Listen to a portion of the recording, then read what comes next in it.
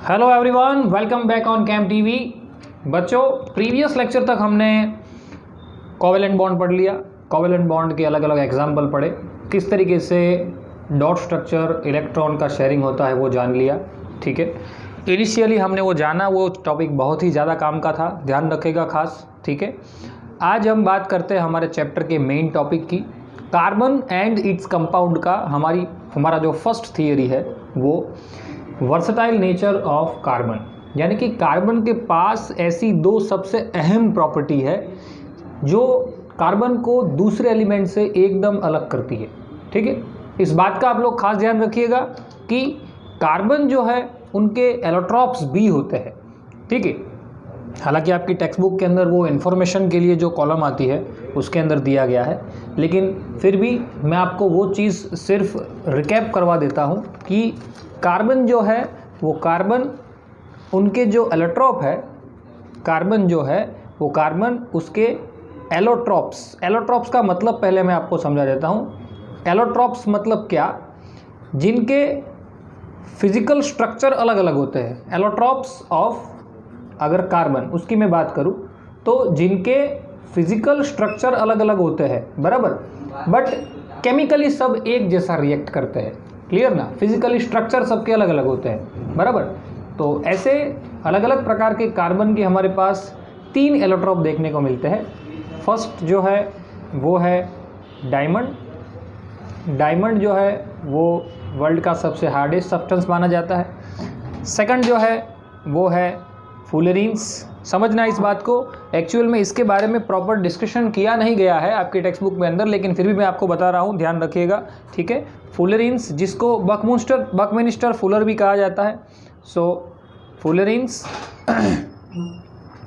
And third one is graphite. ठीक है, ये 3 जो है वो कार्बन के मेन एलोट्रॉप है, जिसके अंदर डायमंड वर्ल्ड का सबसे हार्डेस्ट सब्सटेंस माना जाता है। ग्रेफाइट के बारे में तो आप लोग जानते ही हो, आपकी पेंसिल की जो लीड होती है वो। और फुलरीन जो होता है, फुलरीन वो नैनो पार्टिकल है। ठीक है, आने वाली पीढ़ी जो है वो नैनो टेक्नोलॉजी का यूज़ करेगी, वहाँ पे आपको फुलरीन पढ़ना आएगा। ओके, चलिए अब बात करते हैं कार्बन का। हमारा जो आज का मेन टॉपिक है वो है versatile nature of carbon. Carbon के पास ऐसे कौन से नेचर होते हैं, ऐसी कौन सी प्रॉपर्टी होती है कार्बन के पास जिसकी वजह से कार्बन दूसरे एलिमेंट से थोड़ा अलग रहता है। ठीक है, समझ में आई बात? सो ध्यान रखिए खास कि कार्बन जो है वो कार्बन, उसका वर्सटाइल नेचर जो है, उसके अंदर कार्बन उसके पास ऐसी 2 अहम प्रॉपर्टीज़ रखता है। First is catenation. याद रखना बच्चों खास, फर्स्ट वन इज़ कैटेनेशन। क्या? कैटेनेशन। और सेकंड वन इज टेट्रावैलेंसी। क्या? टेट्रावैलेंसी। ये 2 नेचर कार्बन के पास ऐसे है जिसकी वजह से कार्बन दूसरे एलिमेंट से थोड़ा अलग उभर के बाहर आता है। समझ में आई बात? ध्यान रखिएगा खास बच्चों कि कार्बन जो है, कार्बन वो कैटेनेशन और टेट्रावैलेंसी, क्या? कैटेनेशन और टेट्रावैलेंसी की वजह से दूसरे सब कंपाउंड से थोड़ा सा अलग निकल के आता है। कार्बन उसके जैसे दूसरे कार्बन कंपाउंड के साथ जुड़ सकता है और बहुत सारे अलग अलग प्रकार के कंपाउंड बना सकता है। ध्यान रखिएगा, ठीक है। इन दोनों में से मैं सबसे पहला आपके साथ डिस्कस करूंगा वो है कार्बन की टेट्रावैलेंसी, क्योंकि टेट्रावैलेंसी अगर आपको पता चल जाएगी प्रॉपर तो आप लोग आसानी से कैटेनेशन को समझ पाओगे। ठीक है, सो टेट्रावैलेंसी के बारे में थोड़ा डिस्कस कर लेते हैं। टेट्रावैलेंसी नाम के ऊपर से ही बच्चों पता चल जाना चाहिए टेट्रावैलेंसी मतलब क्या। कि टेट्रा मतलब व्हाट? टेट्रा मतलब कि 4 और वैलेंसी मतलब वो तो आप जानते ही हो कि इतने इलेक्ट्रॉन जो अपनी ऑक्टेट पूरी करने के लिए क्या होते हैं, उतावले होते हैं। क्लियर? उतने नंबर ऑफ इलेक्ट्रॉन। इसके ऊपर से वैकेंट इलेक्ट्रॉन, जिसको आपने वैलेंस इलेक्ट्रॉन भी कहा था, ये चीज़ का भी पता चलता है। ठीक है ना? तो ये चीज़ ध्यान रखिएगा खास, बराबर। सो टेट्रावैलेंसी मीन्स व्हाट? टेट्रावैलेंसी मतलब क्या? कार्बन जो है वो कार्बन, उसका नंबर क्या है? 6। कार्बन का नंबर क्या है? 6। ऐसा कहते हैं ना, 6 कार्बन 12। जहाँ पे 12 है वो क्या कहा जाता है? उसका एटॉमिक मास। ये क्या कहा जाता है? Atomic mass. और ये क्या कहा जाता है? Atomic number. क्या कहा जाता है? Atomic number. Okay, so carbon का नंबर 6 है और उस कार्बन की जो इलेक्ट्रॉनिक कन्फिगरेशन है, क्या इलेक्ट्रॉनिक कन्फिगरेशन है, वो क्या है इलेक्ट्रॉनिक कन्फिगरेशन कार्बन की 2,4, क्या है 2,4 नॉर्मल कन्फिगरेशन अगर हम फिलहाल लिखते हैं तो उसको हम क्या लिखेंगे 2,4, ठीक है। सो बच्चों ध्यान रखना, कार्बन की ये जो प्रॉपर्टी है 2,4, माफ कीजिए, कार्बन की ये जो वैलेंसी है 2,4, उसमें जो 4 यहाँ पे आपको दिख रहा है वो उसको क्या कहे जाते हैं, वो कहा जाता है उसका वैलेंस इलेक्ट्रॉन। क्या कहा जाता है उसका वैलेंस इलेक्ट्रॉन, ठीक है, इस बात का ध्यान रखिएगा खास। क्या कहा जाता है 4 को वैलेंस इलेक्ट्रॉन। यानी कि कार्बन को अगर अपनी ऑक्टेट पूरी करनी होगी तो वो क्या करेगा, या तो वो 4 इलेक्ट्रॉन लूज करेगा, क्या करेगा, या तो वो 4 इलेक्ट्रॉन लूज करेगा, या तो वो 4 इलेक्ट्रॉन जो है यहाँ पे, सॉरी 4 लिखना रह गया, या तो वो 4 इलेक्ट्रॉन लूज करेगा या तो वो 4 इलेक्ट्रॉन गेन करेगा। क्लियर ना, क्योंकि अगर वो लूज करेगा तो वो हीलियम जैसी कन्फिगरेशन बनाएगा और अगर वो गेन करेगा तो नियॉन जैसी कन्फिगरेशन बनाएगा। सही है ना, क्या अगर वो लूज करेगा तो हीलियम जैसी कन्फिगरेशन बनाएगा और अगर वो गेन करेगा तो नियॉन जैसी कन्फिगरेशन बनाएगा। Clear, helium number 2, neon number 10। Clear, समझ में आई बात। सो इस बात का खास ध्यान रखना है आप लोगों को कि कार्बन जो है उसके सेंटर के पास उतनी ताकत होती नहीं है, क्योंकि कार्बन के पास सेंटर में कितने इलेक्ट्रॉन है, माफ कीजिए कितने प्रोटॉन हो जाएंगे कार्बन के पास सेंटर में। कार्बन के पास देखो, कार्बन का नंबर हमने क्या लिखा, अभी लिखा जस्ट एटॉमिक नंबर क्या लिखा 6, मतलब कार्बन के पास नंबर ऑफ प्रोटॉन भी कितने होंगे 6 और नंबर ऑफ इलेक्ट्रॉन भी कितने होंगे 6। अब कार्बन के सेंटर में क्या, कार्बन के सेंटर में इतनी ताकत नहीं होती, इतनी ताकत नहीं होती कि वो 4 इलेक्ट्रॉन को या तो गेन कर सके या तो गेन कर सके या तो लूज कर सके। उतनी ताकत कार्बन के सेंटर के पास होती नहीं। इसीलिए क्या करता है वो, ये 4 इलेक्ट्रॉन एक साथ गेन या लूज करने के बजाय क्या करता है, वो एक एक इलेक्ट्रॉन का क्या करता है, शेयरिंग करता है। क्या करता है, एक एक इलेक्ट्रॉन का शेयरिंग करता है और इस एक एक इलेक्ट्रॉन का शेयरिंग करके वो कौन सा बॉन्ड बनाता है, कोवेलेंट बॉन्ड। कौन सा बॉन्ड बनाता है, covalent bond.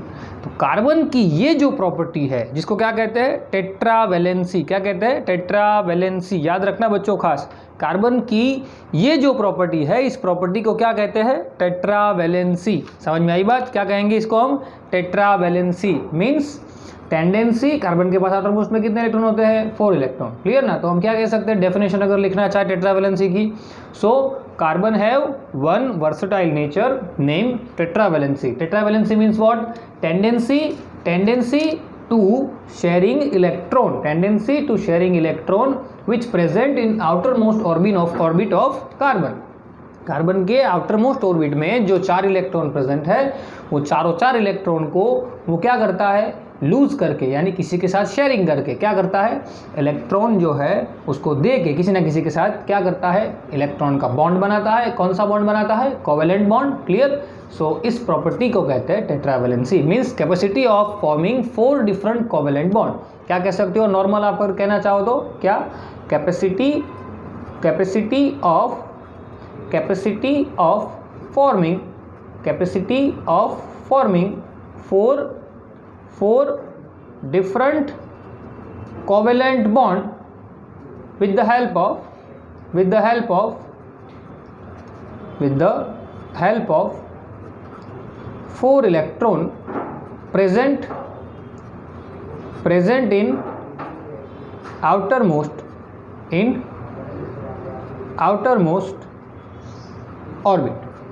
in outermost orbit means what, capacity of forming 4 different covalent bond with the help of 4 electron present in outermost orbit। यानी कि आखिरी ऑर्बिट में प्रेजेंट 4 इलेक्ट्रॉन को वो क्या करता है, शेयर करके क्या करता है, इलेक्ट्रॉन जो है वो कोवेलेंट बॉन्ड से किसी न किसी साथ जुड़ जाता है। इस प्रॉपर्टी को क्या कहते हैं, इस प्रॉपर्टी को कहते हैं टेट्रावैलेंसी। क्या कहते हैं इसको, टेट्रावैलेंसी। जैसे कि भाई मैं कार्बन का कोई कंपाउंड लेता हूँ, लाइक लिया मैंने CCl4 या तो मैंने ले लिया मीथेन CH4। क्लियर, कार्बन का आप कोई भी कंपाउंड लीजिए, मैंने जैसे ले लिया कार्बन डाइऑक्साइड, तो ये सब के सब अगर इसके स्ट्रक्चर ड्रॉ करोगे बच्चों तो आपको पता चलेगा कि ये सब के सब कंपाउंड जो है, ये सब के सब कंपाउंड के अंदर उनके आउटर मोस्ट ऑर्बिट के अंदर क्या जो इलेक्ट्रॉन प्रेजेंट है, 4 इलेक्ट्रॉन जहाँ पे आपको दिख रहे हैं, जो 4 इलेक्ट्रॉन जहाँ पे प्रेजेंट है, ठीक है, वो 4 इलेक्ट्रॉन वो क्या करते हैं, कोई दूसरे कंपाउंड के साथ यानी कि कोई दूसरे एलिमेंट के साथ जुड़ के अलग अलग कोवेलेंट बॉन्ड बनाते हैं। ठीक है, हाँ वो चीज़ हो सकती है कि कभी सिंगल बॉन्ड बन सकता है, कभी डबल बॉन्ड बन सकता है, कभी ट्रिपल बॉन्ड बन सकता है। ठीक है, फॉर एन एग्जांपल अगर मैं बात करूँ कि CCl4 है, तो CCl4 का स्ट्रक्चर अगर मुझे ड्रॉ करना होगा तो मैं कैसे ड्रॉ करूँगा कि भाई कार्बन जो है यहाँ पे देखिए ड्रॉ कर रहा हूँ CCl4, इसके अंदर कैसा होगा, देखिए कार्बन के आसपास 4 क्लोरीन है बराबर, मतलब कि मेरे पास सेंटर में कितने, सेंटर में मेरे पास 1 कार्बन है, सेंटर के अंदर मेरे पास क्या है, 1 कार्बन है, समझना बच्चों बराबर। अब कार्बन के आसपास कितने इलेक्ट्रॉन होते हैं टोटल भी कार्बन के आसपास होते हैं 4 electron, first, second, third and fourth. अब इसके साथ आपको क्लोरीन जुड़ता हुआ दिखाई दे रहा है, कितना क्लोरीन है, 4 क्लोरीन है, तो भाई 4 अलग अलग जो क्लोरीन है वो उनके साथ जुड़ जाएंगे। भाई 1 क्लोरीन यहाँ पे आ गया, 1 क्लोरीन इस तरफ आ जाएगा, 1 क्लोरीन यहाँ पे आ जाएगा, 1 क्लोरीन यहाँ पे आ जाएगा। पर क्लोरीन की आउटर मोस्ट में तो कितने इलेक्ट्रॉन हैं, 7, मतलब कि 1 2 3 4 5 6, एक जो बचा वो क्या करेगा, बॉन्ड में टेक पार्ट करेगा, मतलब यहाँ पे कोवेलेंट बॉन्ड बन गया।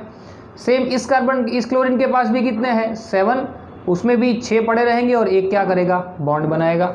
सेम यहाँ पे भी 1 2 3 4 5 6 और 1 क्या करेगा, बॉन्ड बनाएगा।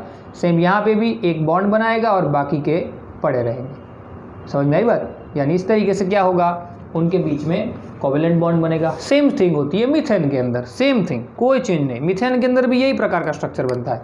देखिए CH4, लेकिन यहाँ पे फ़र्क इतना है कि कार्बन जो सेंट्रल एटम के फॉर्म में है मेरे पास, उसके आसपास अब कौन जुड़ेगा, अब उसके आसपास जुड़ेगा कौन, अब उसके आसपास जुड़ेंगे भाई हाइड्रोजन, क्योंकि आपको क्वेश्चन में देखो दिख रहा है स्ट्रक्चर में 4 हाइड्रोजन है बराबर, तो यहाँ पे कौन कौन जुड़ेंगे, हाइड्रोजन जुड़ेंगे।